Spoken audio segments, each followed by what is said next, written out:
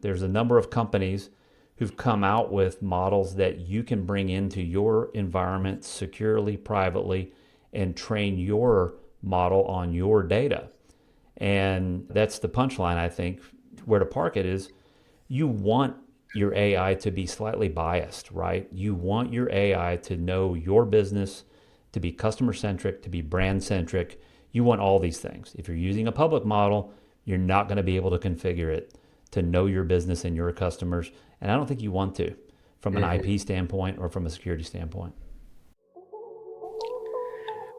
Welcome to the Sensei Playbook, the ultimate podcast for the automotive industry. Each week, we dive into the success stories and best practices from industry leaders who put customer experience first. From driving repeat business to earning coveted referrals, discover the tools and tactics that set the best apart. Get ready to hit the road to success. This is the Sensei Playbook.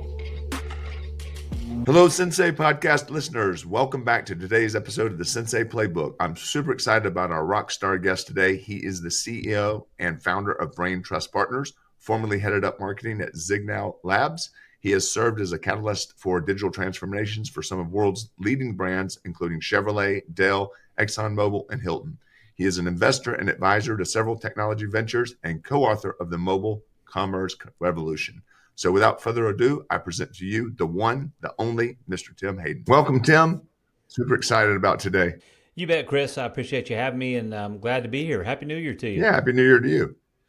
You know, we met recently at our Vendor 20 group, and man, it's a great group. Super excited to be a part of it. And what a collaboration.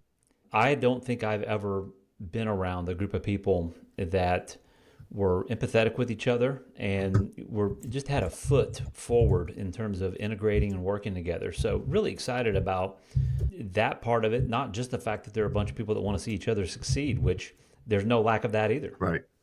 Exactly. Well, before we jump into business, I'd love to learn a little more about you on the personal level. I know you live in Austin, Texas. I read somewhere that you haven't owned a car since 2003. Well, that's no longer in my bio because I'm now driving. We're now a two-car family. Okay. Austin is one of those places where you can get away with that. We have trains, we have buses, of course, Uber and Lyft, but we also had, for 10 years, Daimler had 450 smart cars, and then after a while, a mix of smart cars and baby Benzes, that all you had to have was a mobile app, and you could just go and for 18 cents a minute, you could drive a car and park it anywhere you wanted to for free, never have to have insurance or buy gas for it. So, I'm here visiting from the future, to tell you the truth, Chris. We're now a two-car family. I have a 2024 Ford Ranger. Okay. It's a city truck. Okay. Yes, sir. That's awesome. And family. And would you mind giving us a little bit of a background on Brain Trust and what you do? You bet. I mean, we started in 2016 as professional services, strategic consultants. It was in 2017 and 2018. We started to learn about customer data platforms. We started to learn about machine learning, but the idea of cleaning up data, about being able to integrate 100% of the systems within a business with one platform. We still do that with master data management, customer data platforms on the enterprise side, and doing some different things in automotive now as well. We picked up the ability to do beyond the data engineering required for that, to do the data science work as well, to have data scientists on staff to help do things that software doesn't do. And lastly is kind of what happened in 21 and 22. Well, that's when AI burst onto the scene. Once a company one of our clients has got all their data clean and resolved, we could probably talk a little bit about that later, entity resolution, identity resolution, cleaning that data up. And you're in a magnificent position at that point to AI can work with unstructured data, but it loves structured data. So here we are in January of 2025, and the majority of our clients are asking for the 1-2 punch. Help us get into high performance marketing with customer data platforms, but when you clean that data up to you do that, also help us start to do AI our way, and that's what we do. And Tim, you come from a marketing background. You led marketing at Ziegler. Where was it? Signal Labs. Yeah. Okay. Yeah. No. I was at Signal Labs. I was their first VP of marketing, and then before that, I was a mobile strategist. For a while, I published a book and I did some professional speaking. But right before that, I ran the mobile program for Edelman, which is the world's largest PR firm, the world's largest independent-owned agency. I ran their entire mobile marketing program here in North America. So we won't go back any further than that, but I've owned agencies. I've started software companies that were all in the world of media and marketing. This is a 22-year story to share, but have always been in customer experience, marketing, and backing into that, once we got into the data side of things, into other types of business intelligence. Amazing. So you have been involved in AI for quite some time before it was everything Before it everywhere. was a Right. buzzword. Yeah. I know I read some of your thought leadership on your website, and I think you're mentioning that there are limitations, obviously. Could you talk a little bit more about that and just sort of the limitations you've seen as it's become this ubiquitous model that everybody's using? Yeah. I mean, I think we could start off by just really simply talking about public models. The problem with public models is that they're public. And a quick way to have people understand it is when you're traveling, do you opt to go to the shiny new travel center, or do you stop at a Shell station that looks like it's been there 20 years if you need to use the restroom? You don't stop at the Shell station, do you? But because you know it's probably not a pretty sight. And that's probably a little bit more rough than most people want to think about it, but that's the problem with public models is you know what you're doing with it, but there is, in the case of ChatGPT, there's another 300 million people around the world that are doing all kinds of things, doing things differently.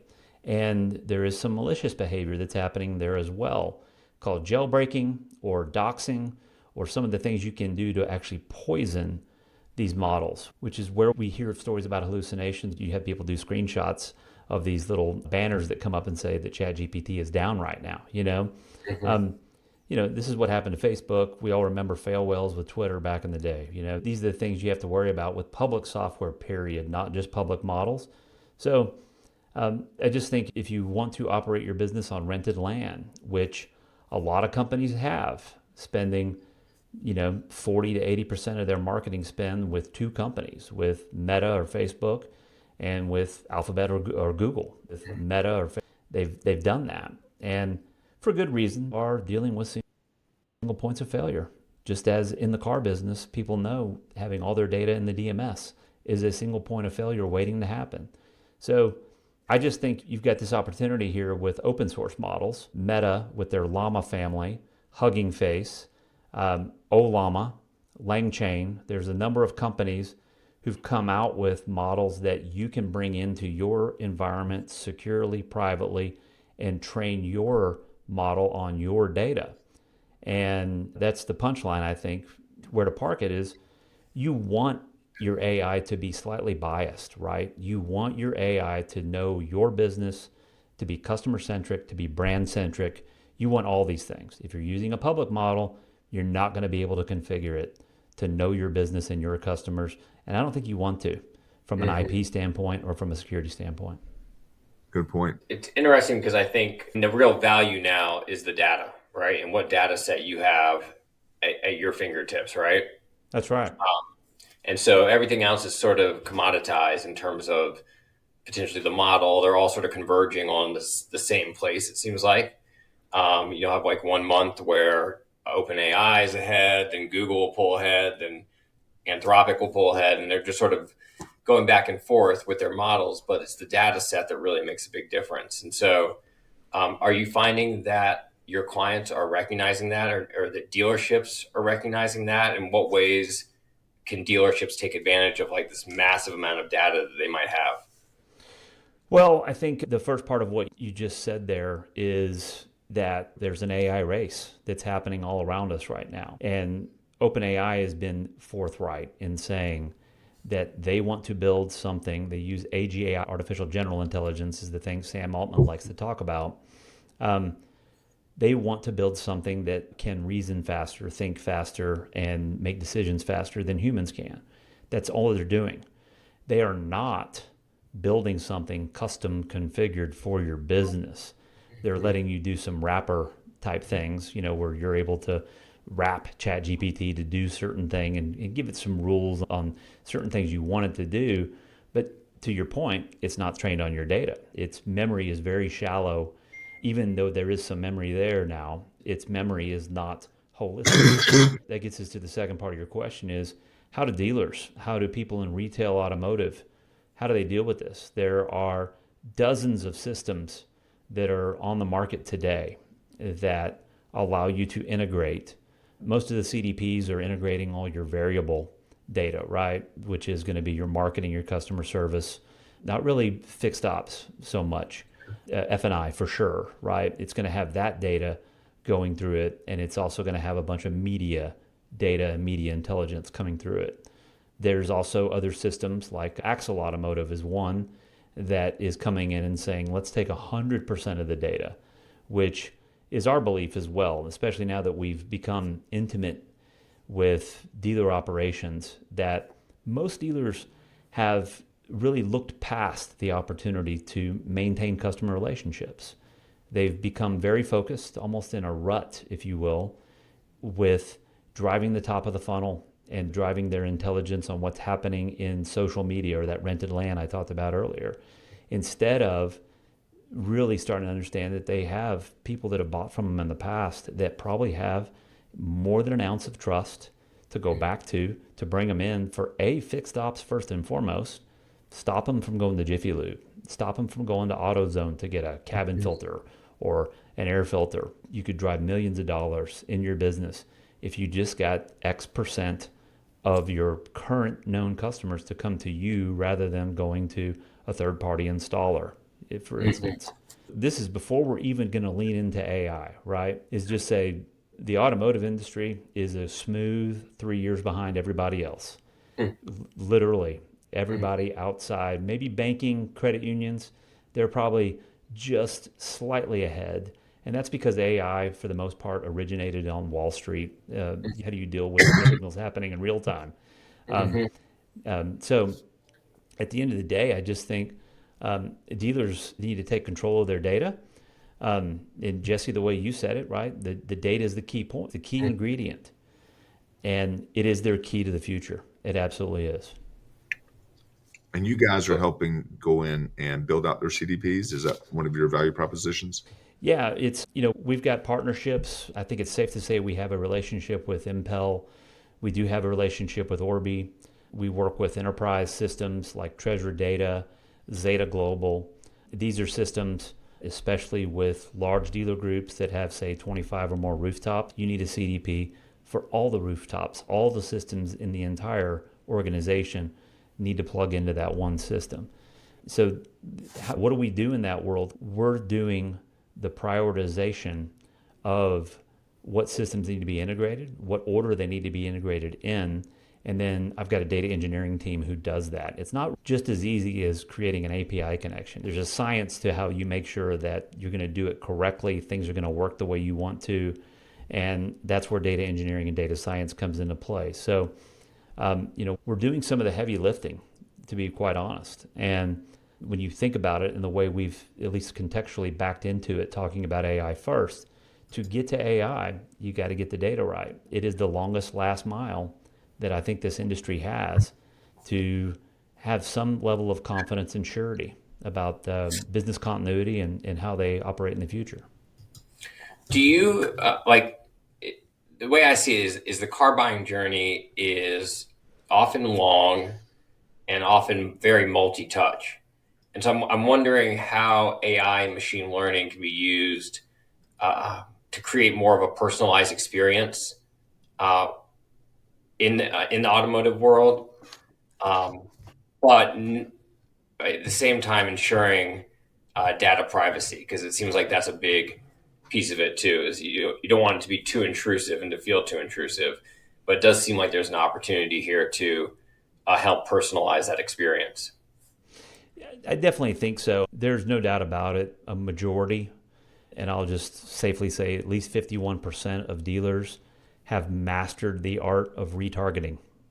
They've mastered the art of being able to detect when a referral comes from cars.com or Kelley Blue Book or somewhere else, over to the website and does a build and price, for instance, or somebody clicks on a piece of inventory and then a cookie is put or a pixel is matched back to their browser, you're able to put an ad in front of them a day later, 2 days later. If they're a known customer, if you're using a CDP or a marketing automation system, you could then also tick an email to be sent to them later on. You'd be able to connect those dots. But to the question you're asking there, Jesse, personalization is about relationships. It is not that I just got your first name right when I sent you an email. It is that I have some level of empathy with who you are, what your motives or what your needs are in terms of not just your car buying venture, but your car ownership journey that you're going to have. I think the funniest thing here, and an elephant in the room, is that lots of dealers have just conveniently forgot that this is the second highest investment that most people make besides renting their apartment, owning their home, right? And it's a depreciating asset. And you successfully convince somebody to spend that much money on something that loses value the second they drive it off the lot. The least you can do is help them with their cost of ownership. The best you could do is to be able to tighten up that relationship rather than just kissing them goodbye. I think that's why we don't see, when I speak at events, especially automotive events, I'll ask, how many of you bought a second or a third car from the first car you bought, right? And very few hands go up, right? Because there's just not that tangential, that thread of a relationship that's there. So, I just think this is a pivotal moment when you really want to get into it in terms of the trend lines of electrification, which disrupts fixed ops, fewer things to go wrong, less maintenance needed. You have that reality. You have what's been very fluid with interest rates and inflation, of course, and a pandemic before that, and a chip shortage before that, alongside the... It's always pandemic. something, right? So if you take control of your data and you can understand, from a business intelligence, customer intelligence standpoint, inventory intelligence standpoint, if you can be able to reconcile all of that together, you could become much smarter and much more proactive with what you do as the market around you starts to change. And we all know this, that the pace of change is only going to accelerate to the point you already made, Jesse. There's an AI race that's happening. And as it happens, it's one of those things that just, we're all going to wake up 2 years from now. We won't even call it AI anymore, right? It'll just be something that conversationally and automatic is happening around us. And that there's going to be those people who stay lockstep with it. And there's going to be people who just wake up and they're just have a really bad hangover that they missed the opportunity to be aligned with it. Well, they also might find themselves out of a job, right? So I think that how do you deal, or how do you think about if you're selling cars, not becoming extraneous and not being your job not becoming automated or online and unnecessary? Many dealers are starting to replace or augment their BDC operation with voice technology. That's a misstep. Think about the tribal knowledge that you have on the sales floor that you should have across the dealership. There's a certain amount of tribal and institutional knowledge that exists there. Most of your software vendors are not going to be able to be trained up on that, which gets us back to the AI data thing. But really, I think people are looking at it wrong if they want to replace humans with technology, because that is your ticket to making better decisions. It's your ticket to better customer experiences and higher sales. The big overarching belief that we have, or at least what we try to get our clients to understand, is as you're building AI and machine learning, just as some of our clients used robotic process automation over the last decade, it's not about replacing the human. It's about, let's get more sales. Let's get more throughput. Let's build more product. Let's sell more product. Let's serve more customers. And let's just maintain our headcount now. This is not about replacing them. This is just about keeping the people that know our business and know our customers and know our brand best. Let's keep them in the saddle as long as we can, because it's going to cost us a whole lot more to replace them if we have to. Yes. So And we all know that as business folks, right? The costs, wallet and otherwise, in terms of replacing an employee are Mhm. always much higher than they are in hiring a new one. I just think you've got this grand opportunity to really look at AI, to look at technology right now, not as a way to reduce your cost by reducing headcount, but to create more efficiencies that allow you to build more margin. Oh, just saying, let's stop talking about replacing people with technology and let's look at how technology just helps the people we've trained up, the people that have got passwords and other things that we've entrusted them with for our systems, that integrity.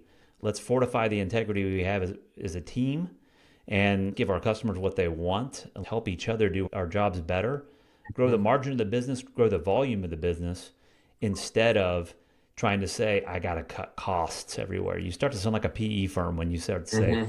just let's use AI just to help us do more, sell more. It's a tool. I mean, so what does a typical engagement with one of your automotive clients look like? Do they know, have they identified the problem, or they just know that this is important and they've got to figure out something to, AI related, or what is that? Yeah, I would say the majority of them have the knowledge that there are performance marketing advantages, more efficient and better analytics that come with customer data platforms. They're educated to that extent. I would say most of them are still asking for us to spend a little time with them on the front end before they select the technology. This gets right to how you position the question first, is us spending at least 30 days with them. If we can, we'll go on site. And it's always better if we can be on site. Just have them tell us a little bit about how they operate. What are the things they aspirationally want to do different? What are the things they don't have the time to do right now? Including what are the things they do 3 times a week right now that take the most time? Mhm. We want to model all that because all of that can be addressed in their next technological investment, whatever that's with us or somebody else. So we're very open with that. We're like, if we bill for our time to come in and provide that strategic consultative view of helping you really think through and prioritize what it is you want to achieve. Then we help you find the vendors or vendor that can come in from a software standpoint, from a technology standpoint, that can enable it. And then alongside that, we're taking that initial discovery and diligence to make sure that, from an estimate standpoint, gets us in the right ballpark as well. From there, we've got an opportunity to come in and do the systems integration, help from a data engineering standpoint to make sure that the technology is onboarded correctly, it's operating correctly, and then many of our clients retain us after that. Sometimes they do it on an on-call basis, paying us an hourly rate. Some of them pay us, $5,000 to $25,000 a month. The larger clients, to provide them with ongoing plug and play of systems and to help them make decisions on what other technology should they be using, which is, of course, more frequent now because of AI.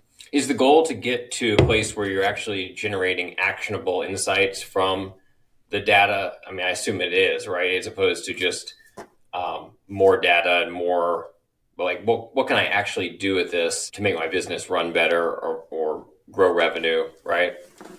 Yeah, yeah.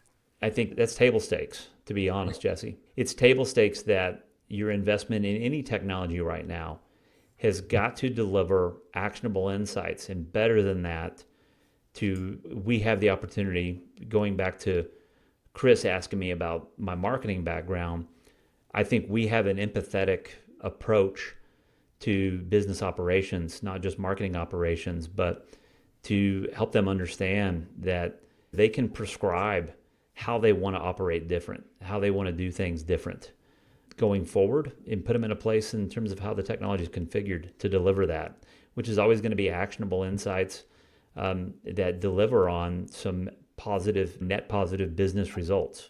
Have you seen any really interesting use cases for AI improving the customer experience or anticipating customer needs, or just any sort of really interesting use cases that you've seen?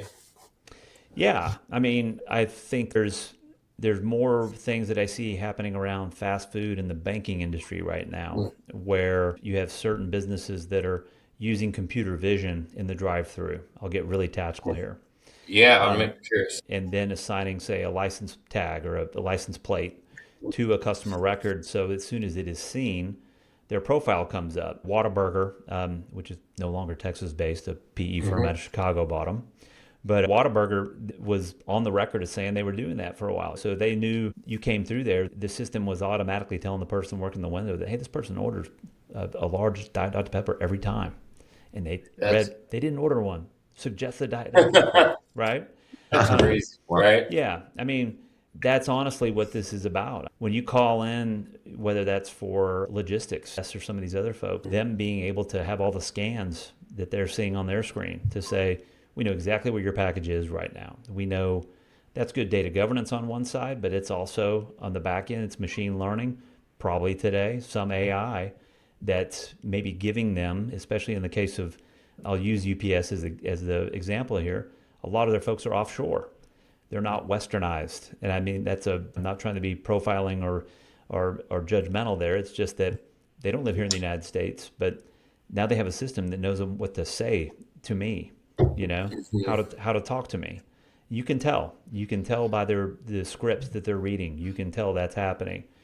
I think it comes down to really making yourself acutely familiar with your customers, the why and what moves them. And this is one of the things that I've talked a little bit with Chris about just in the limited exchange we've had so far through the V20 group. This is where a focus on reviews and ratings can be brought into that as well. This is where AI can actually help you go back and retrieve even more of what's being said about you online, especially in a uniform 5-star open field way, thumbs up, thumbs down kind of way.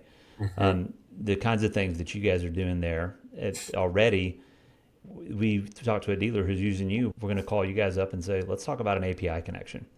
Let's talk about how we take what you have that could be reconciled with these golden customer records to then give a more actionable report to not just marketing, but people on the sales floor on who they should be talking to and what they should say to them. Wow. That's fascinating. It makes me think of, the more you could personalize the testimonials or the referrals that you show to prospective customers too, show somebody that maybe looks like them or has a similar situation, talking about, their purchase, you're probably going to have a higher conversion rate too.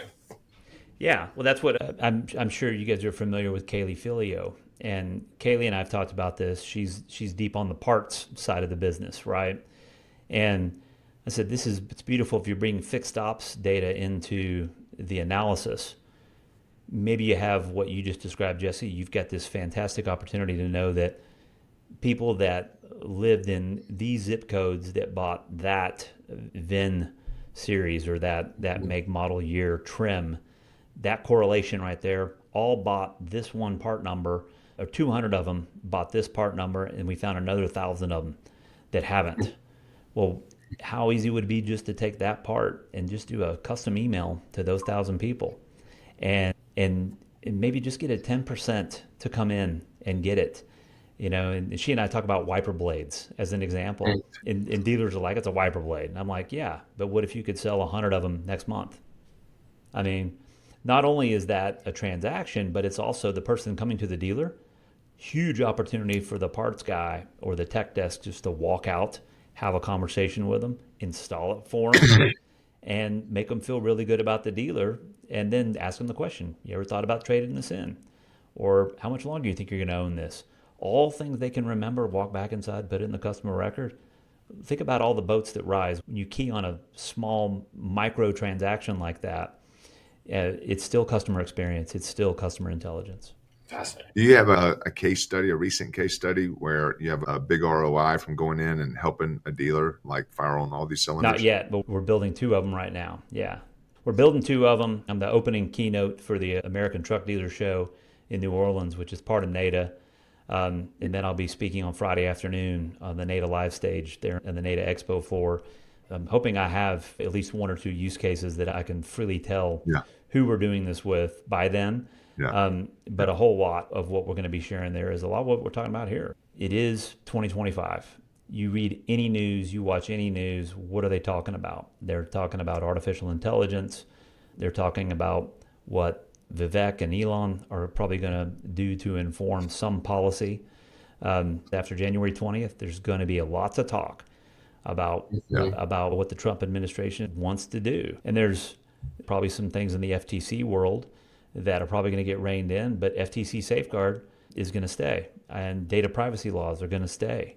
I mean, we have to do that. The data privacy laws and FTC safeguard are about security, but they're also about AI readiness at the end of the day. You have to look at it that way as a prescription to be ready for the future. I don't think we're going to see this administration unravel things in that world.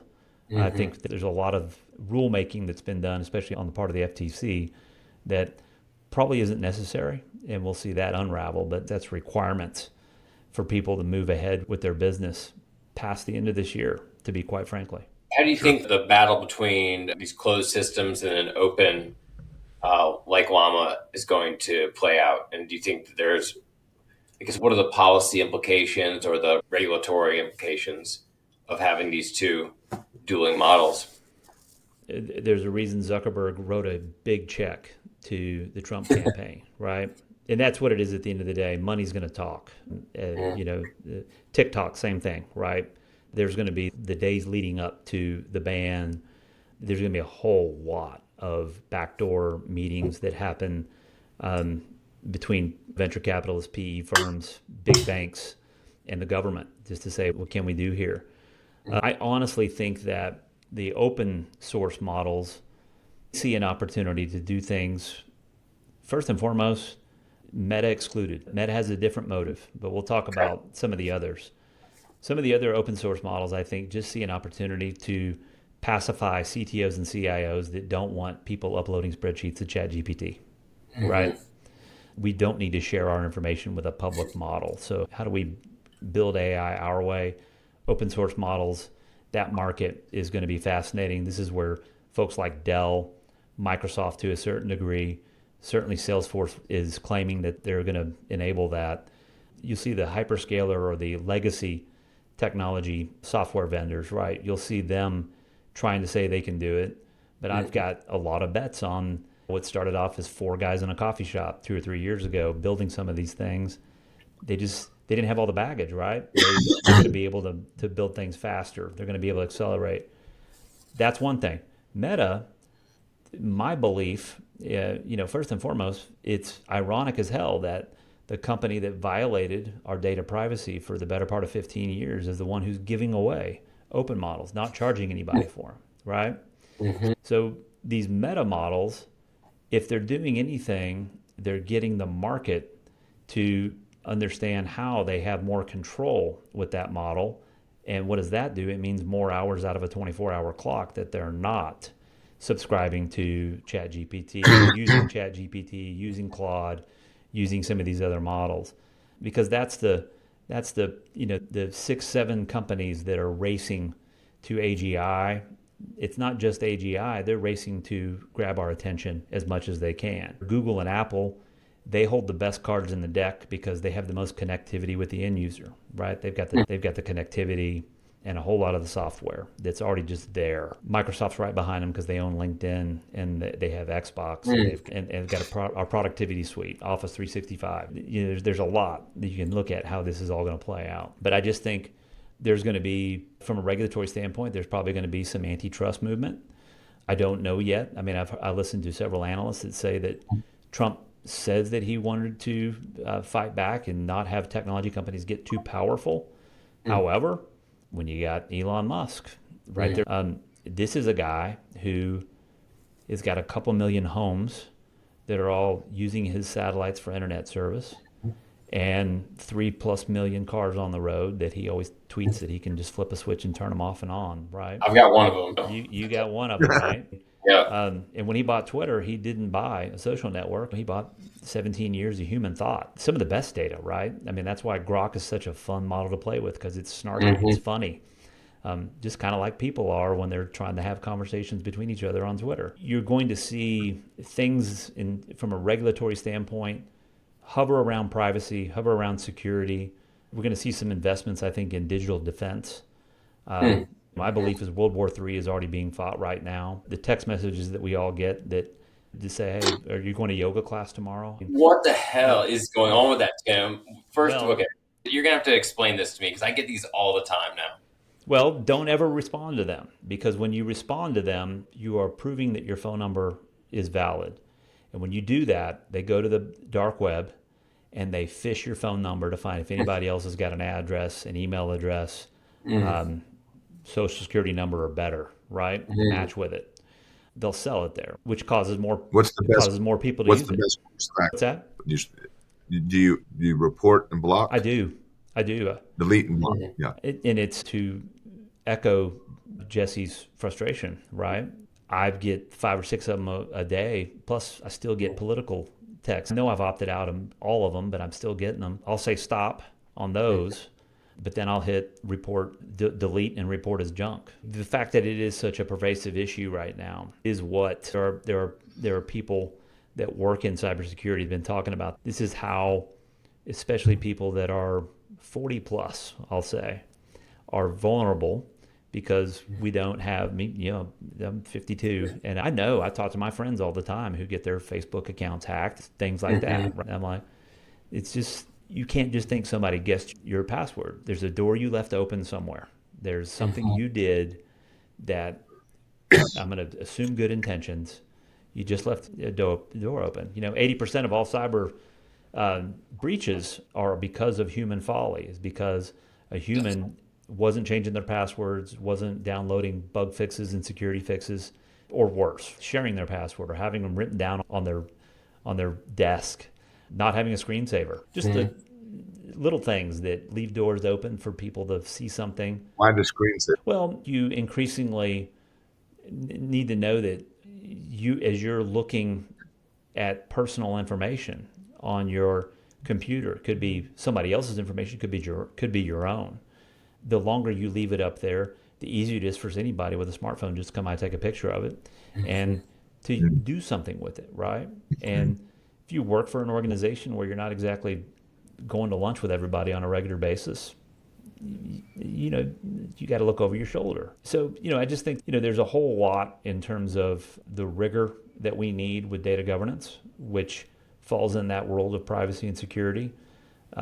We wouldn't have near as many breaches right now. It's not all about being SOC 2 managed.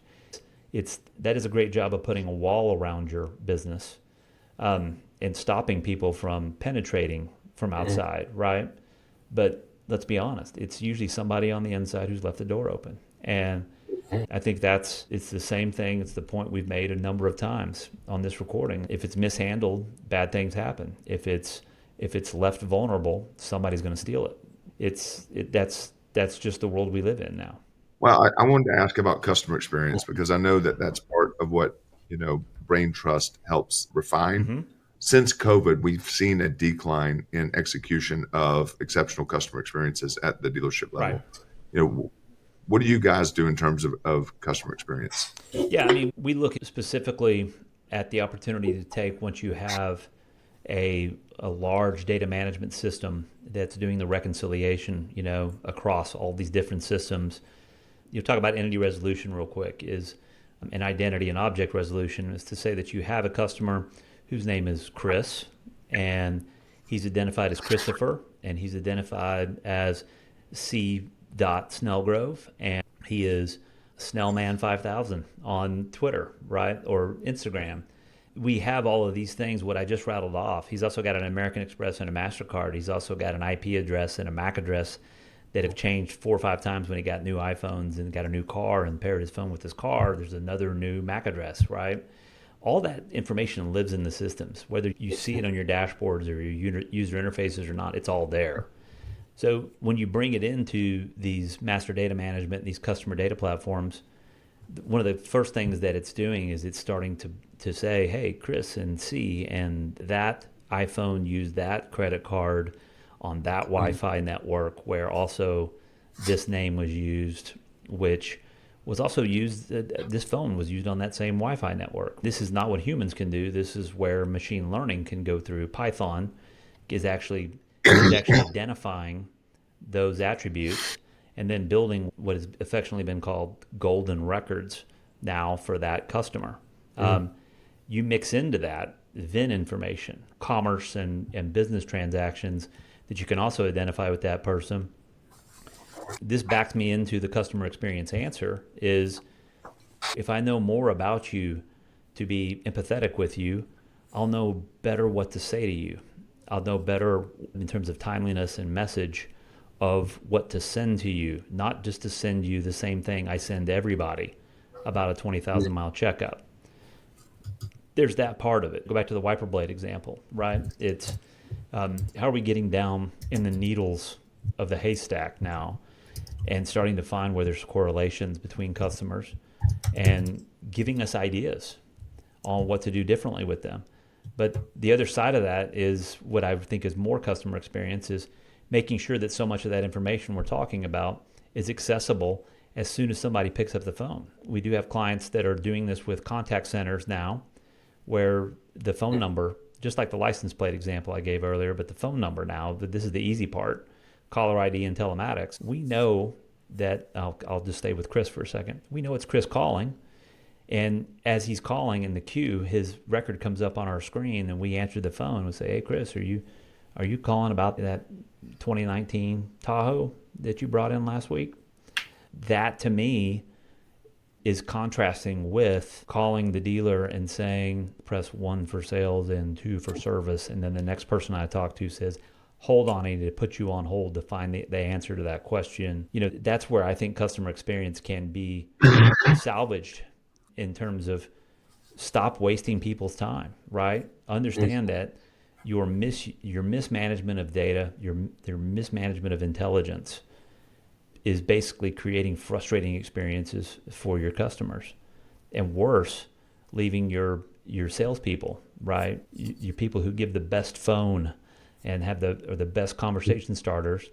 They're the ones that need to be given that actionable script, or that actionable, trained up on how to use that data in a way that they can just be smarter and more empathetic and building a relationship and creating a friendship, dare I say, with a customer, because it's all about trust, right? This gets right to what I know you guys do with Reputation Sensei is, dealers don't have any control over that. Their people are going to say what they say in ratings and reviews, and how do you leverage that to inform everybody on the staff to do things differently, to have people change what they're putting out there. It's the same thing if we go deeper into the customer data. It's the same thing as just saying, instead of looking it up off ratings and reviews, now we're doing that alongside all the other intelligence and all the other signals that are flying through the 15 plus systems that a roof is in a single rooftop, right? Sure. Lots of disparity that needs to be resolved. That's awesome. There you go back. That was a great answer. Really appreciate you going into customer experience. I was thinking similar, but you're big on KPIs and tracking different metrics. So I was curious, like, what KPIs or metrics do you think dealerships should be tracking to measure the success of these different initiatives? I think the thing we've talked about but haven't said out loud is just customer lifetime value. You ask a dealer, do you know who your most, I like to use the number 100. Do you know who your 100 most valuable customers are? There's usually a token response that, hey, I don't know how many, but I can rattle off 20 families that buy a car from us every 18 months, right? Because lots of dealers have those families. They know them. They go to church with them. They sponsor their little league teams, right? But deeper, if you start to understand, especially by bridging that fixed and variable divide, you've got an opportunity to build a holistic customer lifetime value alongside VIN intelligence, right? Because that's a qualifier. That is one of the factors in terms of how you can calculate the CLTV to understand when's the delta in terms of to get them back in for a trade. That opportunity, then that can all be under the guise of CLTV, customer lifetime value. There's that. Return on ad spend. I know very naturally lots of folks in retail automotive have bought software as a service tools and marketing automation, at least, just just with the knowledge that it's going to sell 5 more units in a month. So And ROAS would be one for you. yeah, ROAS is even more complex than just understanding the number of units you sell, because you're getting dinged now with your display ads by a bunch of bots, right? I mean, it's Mm-hmm. driving your PPC cost right now is the fact that not because you're super popular, but because there's AI everywhere now, and there's people messing with you, right? Whether they mean to or not. But I think, return on ad investment, let's understand depreciation curve. Let's understand what on the inventory side, let's get really smart about the inventory we have on the lot and how long it takes us to recondition it. What's our reconditioning cost? And does that look different when something is a year older, year younger kind of thing? Different trim, getting into the finite thing where you just learn things about your business you never knew before. So that's the fun part about our job, to be honest, that is many times when you've brought all this data together, that moment that the data is unified and you're starting to see the depth of what you can see on specific customers and their products, in this case, VINs, the depth of what you're able to see now is a glorious moment that people just go, I never knew that about our customers, right? What's your typical engagement period? It all depends on how big they are, how long they've been in business, and what systems they use. And then, of course, against that, what they prescribed in terms of use cases. I'll just say it one more time for the splice here. As we talked about it earlier, you've got this fantastic opportunity to really understand the correlations between specific customers, and with that, to do things differently. So, as we do this, it's always a game of the discovery and the diligence on the front end to be very as exact as we can. It's never perfect, but as exact as we can in prescribing the use cases and prioritizing which systems are going to get integrated first. We want to make sure you have business continuity. You shouldn't have to shutter the doors or tell everybody they can't shop on Saturday because you're doing something, right? Mm-hmm. We don't want to do that. We want to make sure that you're there for continuity, but we do that first, and then we help them pick the vendor that is best suited and best fit for them, because not all CDPs are created equal. Not all data management systems are either. It's that way with all software, not just who I'm naming there, but we'll help them really figure out who they want to talk to. If they want to, we can set them up with a proof of concept. That may last for 30, 60 days, but the actual implementation usually is anywhere from 4 to 8 months. 8 months is going to be someone who's got many more rooftops and some continuity in terms of the systems used between the rooftops, right? There are lots of multi-rooftop dealers that are not using the same 15 systems in each of their dealers. I keep using 15 because that's a good average number we run into. Sometimes it's 17 or 20, but sometimes they're not always doing it. We see some dealer groups that have different DMSs in some of their dealers as well. So we know they're missing so much. They're not going to, once we get working with them, they're going to learn so much about their business that they never saw before. The whole thing is 30 days of discovery and diligence. There's usually another 30 to 60 days of selecting, proving, not just demos and scoping, but also proofs of concept, and then the actual implementation, the actual onboarding of a system.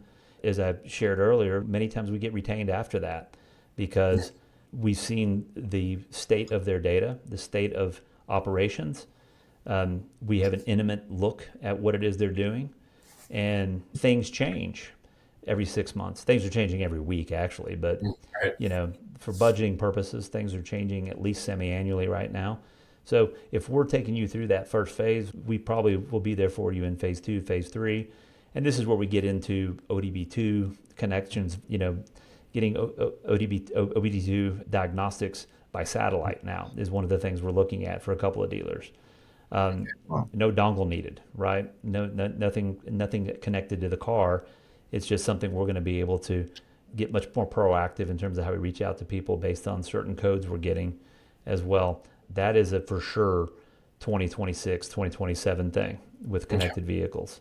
So because we know how this works and we don't want them to have to replace that original platform, we'll help them invest in platforms and license platforms today that will give them that future assurity or future readiness. Yeah, I was going to say future proofing must be a really big deal because this is moving so fast that nobody wants to spend 8 months on an implementation that's obsolete when you get done with it, right? So how do you think about that?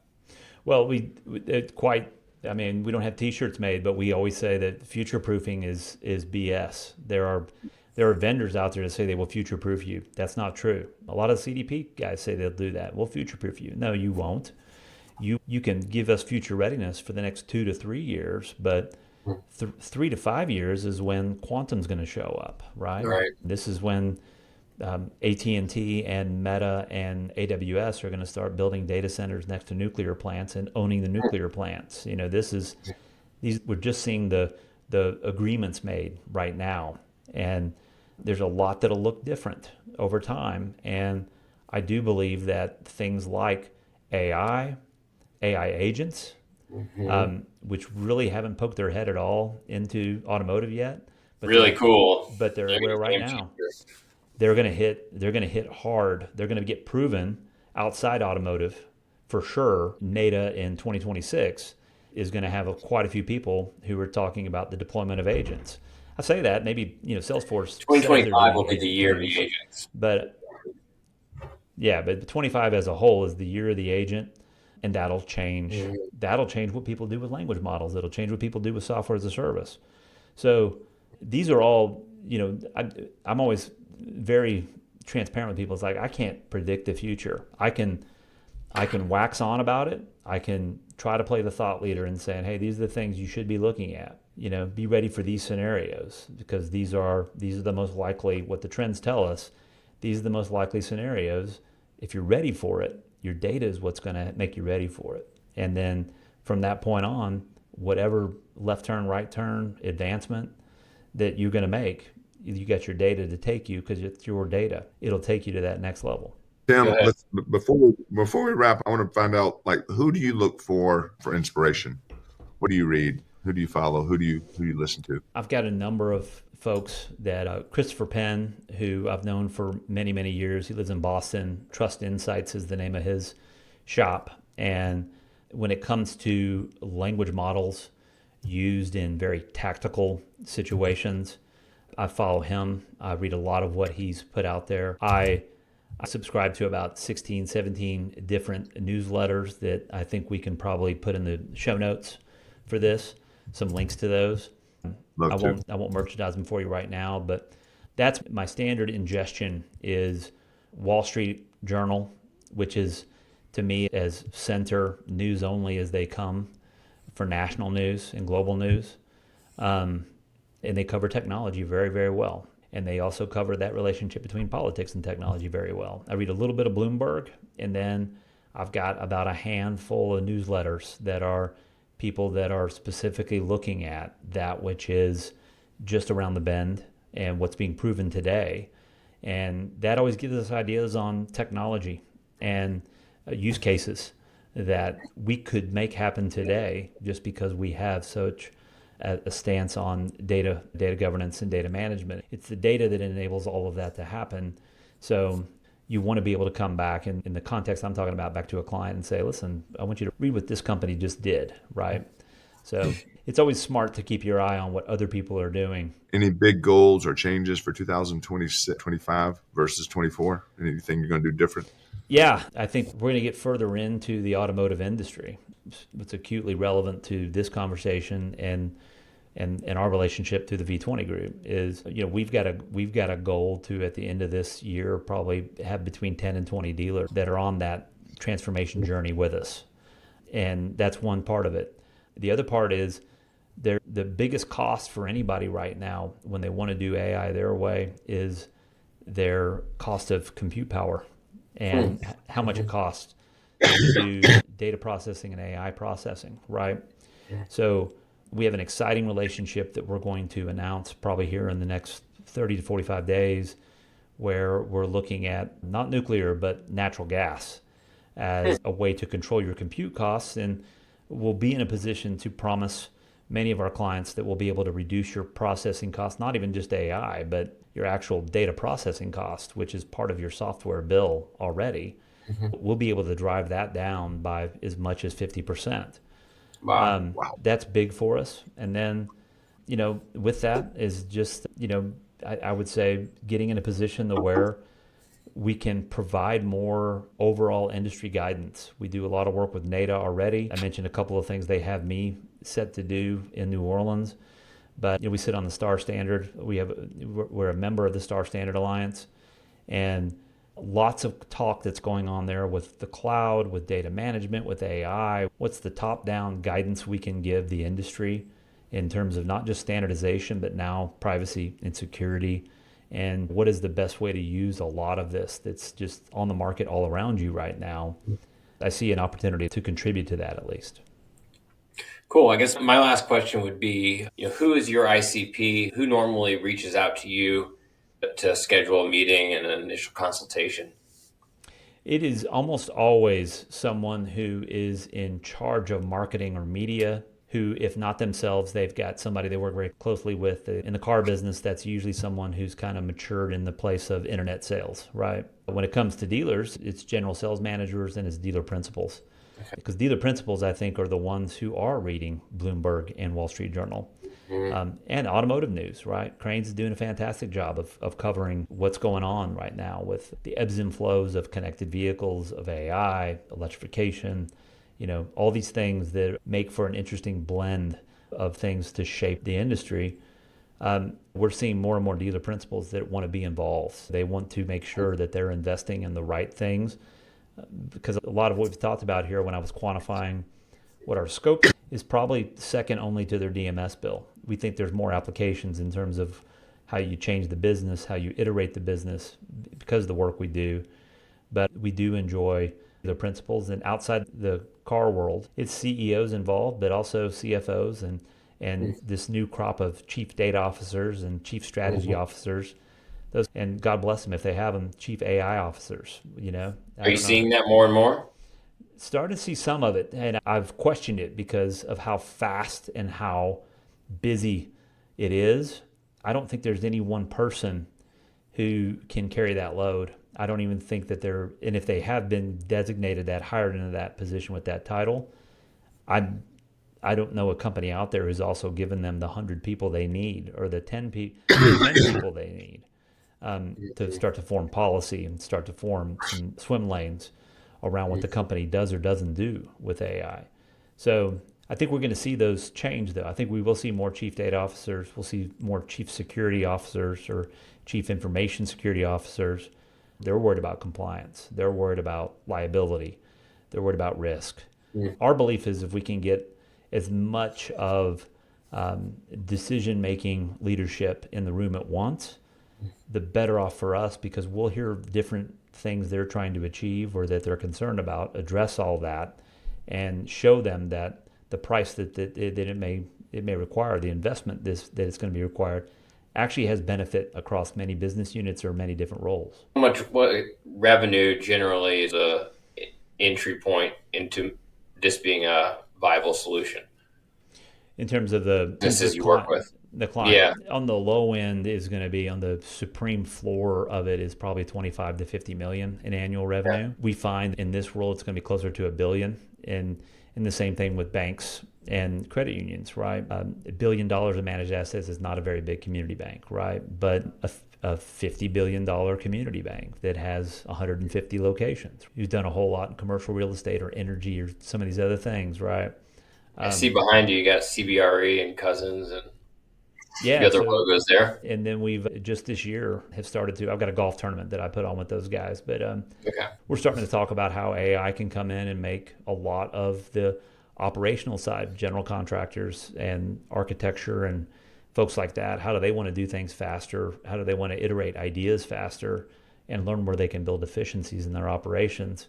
That's all the data analysis opportunity, right? That's a certain AI opportunity for sure. Well, I know we're out of time. We normally say an hour, but I appreciate you sticking around for a few extra minutes here. Yeah. Last question I have, and we'll wrap, is, Tim, what do you want to be known for? Nothing that you haven't heard already, I don't think, is I'm pragmatic when it comes to technology. I focus on behavior. I tell all my clients, let's focus on the behavior of your employees and your customers first. Because if we're not thoughtful about that now, none of this is going to work. I got this system and I got that system that we've been paying for 2 years, and I don't even know if we use it. I hear that a lot. But I think it's about that. It's about intelligence, and it's also about you having trust and confidence, not only between you and your customers, but with your employees, with your channel partners, your vendors. Everybody's got to understand that to make this huge transformational turn that we're going through right now, that most people are just saying is AI. It's much more than that. As this digital remake of society is happening, we got to have fluidity in terms of communications and alliance between everybody who's associated with your business. That's vendors, that's agencies, consultants, it's employees, it's suppliers, it's customers, it's everybody. And if you're not sharing insights with each other on a very frequent basis, you're missing out on an opportunity to help everybody up and down the value chain do better, things faster and with greater efficiency, which means higher profits and greater sales for everybody. Love that. That's what I expect people to walk away and say, man, you helped me understand that better than anything. This is a whole lot different than people talking about personalized email and ads with CDPs, right? I mean, that's table stakes now. Let's get down to that future readiness. Let's get down to your ability to leverage data over time to do more, to mature as an organization with some type of digital literacy and respect. I love the name. You got trust in the name. So that's our primary value proposition, is helping car dealers communicate trust in their marketing. So when you put it in your name, that says a lot. Well, thank you. And I'm excited about, again, I'll use the V20 as the thing that brought us together, opportunities we have just to happen to run into somebody that may be a mutual client opportunity between us. I'm definitely looking forward to it because I know what you're all about in terms of transparency and building trust with audiences. And that's, at the end of the day, it all has to be about that, or nobody's going to buy from you, or none of this stuff's going to work. That's so right. lastly, if people want to find you, how are they going to find you? What's the best way to contact you? Well, on LinkedIn, I'm there. It's the usual LinkedIn premium member, linkedin.com/in/saddle up is me. I like to think I'm probably 2 of the 3 of the most popular Tim Haydens on LinkedIn. We'll put that in the show notes. There you go. You put that in the show notes, and then our website, braintrust.partners. And I'm on Twitter, not as often or frequent as I used to be, but I'm there as the Tim Hayden. I do tend to speak at events, so I may run into people that see the show and get a chance to be in the audience and me to deliver some value that way. Awesome, man. Looking forward to seeing you in a few weeks. Yeah, well, thank you so very much. much.